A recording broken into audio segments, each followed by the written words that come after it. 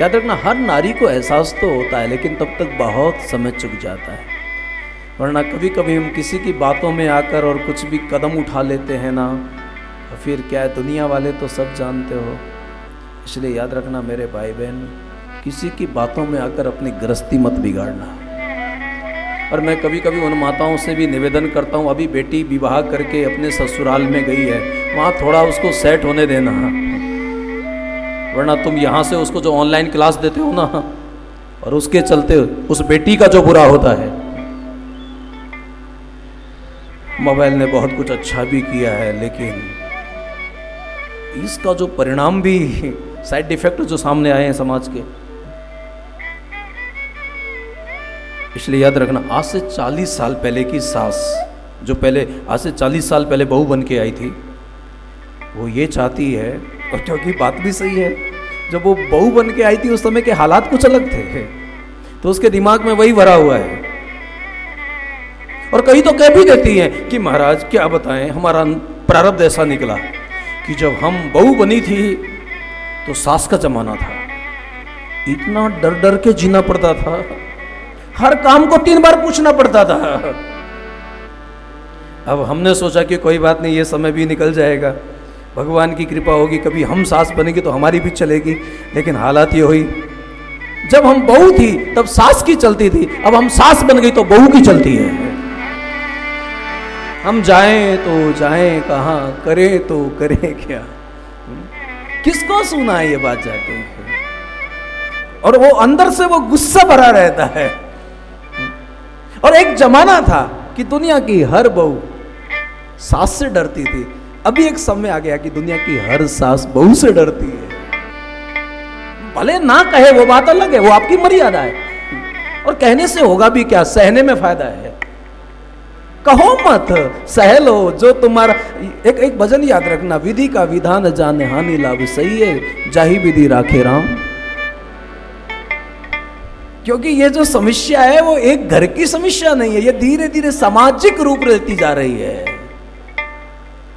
और ना तुम इधर जा सकते हो ना इधर, क्योंकि बेटे का दुख भी नहीं देख सकते हो। इसलिए बहुत सारी माताओं को तो ये निर्णय लेना पड़ता है कि बेटा मुझे पता है तू बहुत अच्छा है, लेकिन जब से तेरे बाबूजी गए ना दुनिया में से, अब मेरा भी मन नहीं लगता है, अब यहाँ मैं सारे दिन अकेली क्या करूँगी, तो अपने समाज का जो वृद्धाश्रम है ना, मुझे तू वहाँ पहुँचा देना। याद रखना, दुनिया की कोई माँ बाप अपना घर, अपने नाती पोतों को छोड़कर वहाँ नहीं जाना चाहती, लेकिन याद रखना, माँ जितना त्याग करती है ना, शायद ही दुनिया में कोई करता होगा। माँ को समझा नहीं जा सकता, माँ को समझाया नहीं जा सकता है। मैं पिछली कथा में बोल रहा था कि माँ के 3 रूप होते हैं। एक तो जो बेटी के रूप में होती है सबसे शुरुआत जीवन की, उसको जिज्ञासा बहुत होती है, वो हर बात को जानना चाहती है, ऐसा कैसे हो सकता है, ये कैसा, भगवान कैसे होते हैं, अच्छा भगवान की कथाएं होती हैं, उनको सुनने से पुण्य मिलता है, तो उसके मन में जिज्ञासा है, जानने की इच्छा है। इसलिए बेटी जो है ना प्रश्न बहुत करती है। लेकिन जब वो बेटी बहू बन जाती है, यानी पत्नी बन जाती है ना, तो फिर उसकी वो क्लास पूरी हो जाती है सुनने वाली, फिर वो सुनना कम कर देती है, फिर वो वक्ता बन जाती है, बोलती बहुत अच्छा है, उसमें मीन मेघ निकालती रहती है। लेकिन जब वो माँ बन जाती है ना, और भगवान ना करे, वहाँ तक जाते जाते कोई भी नदी निकलती है तो बहुत शोरगुल करती है, लेकिन सरिता जब सागर में समाती है तो कोई शब्द भी नहीं होता है। जब माँ उस अवस्था में चली जाती है ना, तो बहुत समझौता कर लेती है, माँ मौन हो जाती है। माँ को संन्यास लेना नहीं पड़ता है, माँ का संन्यास आंतरिक स्वतः हो जाता है।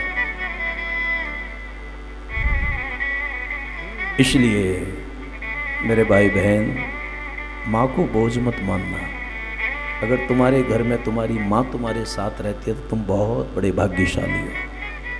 वो होते हैं किस्मत वाले जिनको माँ होती है। उसको बोझ मत मानो। माँ भले ही वृद्ध हो जाती है, लेकिन माँ की जो ममता होती है ना, मेरे भाई बहन, इस दुनिया में माँ से अच्छी जन्म पत्री कोई नहीं लिख सकता है।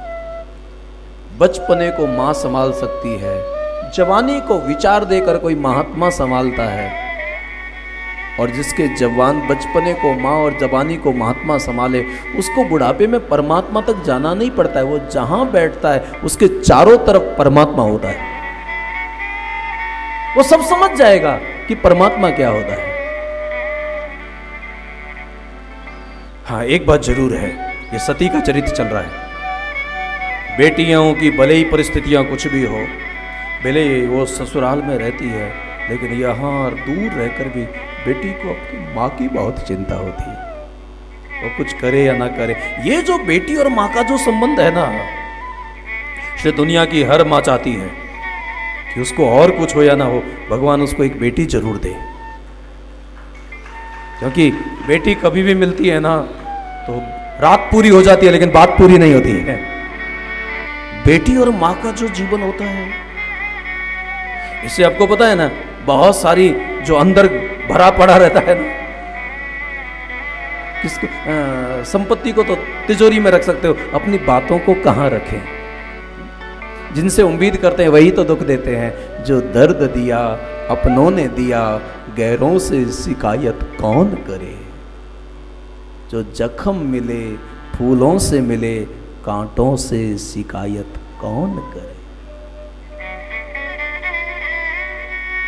दिल शीशा समझ के तोड़ दिया, मंजिल पर लाके छोड़ दिया।